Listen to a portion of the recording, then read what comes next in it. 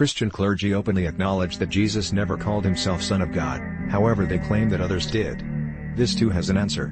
Investigating the manuscripts that make up the New Testament, one finds that the alleged sonship of Jesus is based upon the mistranslation of two Greek words pais and huios, both of which are translated as son. However, this translation appears disingenuous.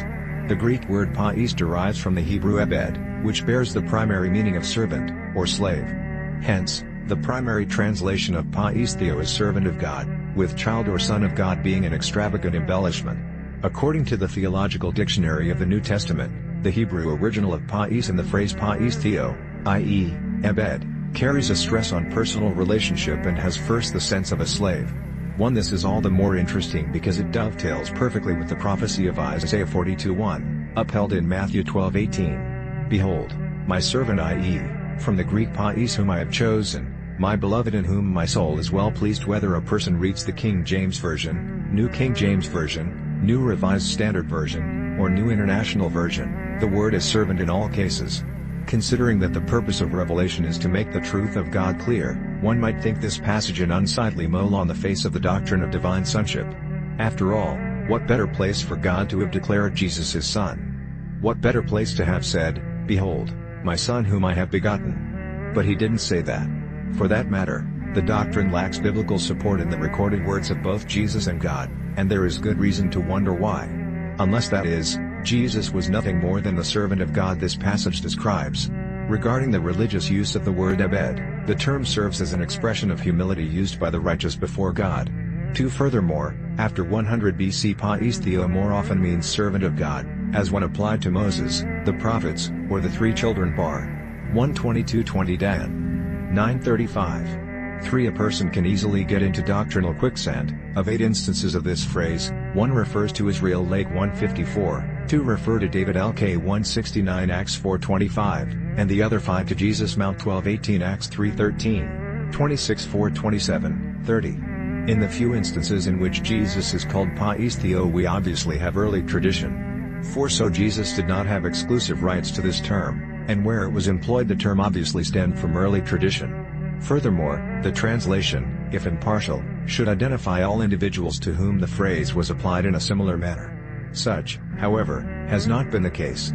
Whereas pais has been translated servant in reference to David Acts 4:25 and Luke 1:69 and Israel Luke 1:54, it is translated son or holy child in reference to Jesus Acts 3:13 3:26 4:27 4:30.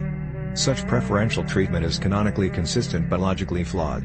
Lastly and interesting, if not key, the religious parallel is uncovered. Thus the Greek phrase pais to theo, servant of God, has exactly the same connotation as the Muslim name Abdallah, the servant of Allah. 5. The symmetry is all the more shocking, for the Holy Quran relates Jesus as having identified himself as just this Abdallah, Abd being Arabic for slave or servant, Abdallah also spelled Abdullah meaning slave or servant of Allah. According to the story, when Mary returned to her family with the newborn Jesus, they accused her of being unchaste. Speaking from the cradle in a miracle that gave credence to his claims, baby Jesus defended his mother's virtue with the words, Inni Abdullah, which means, I am indeed a servant of Allah. TQM 1930 translation of the New Testament Greek huios to son and the literal meaning of the word is similarly flawed. On page 1210 of Kittel and Friedrich's Theological Dictionary of the New Testament, the meaning of huios journeys from the literal Jesus the son of Mary, to mildly metaphorical believers as sons of the King Matt. 17:25-26, to politely metaphorical God's elect being sons of Abraham Luke 19:9, to colloquially metaphorical believers as God's sons Matt. 7:9 and HEB 12:5, to spiritually metaphorical students as sons of the Pharisees Matt.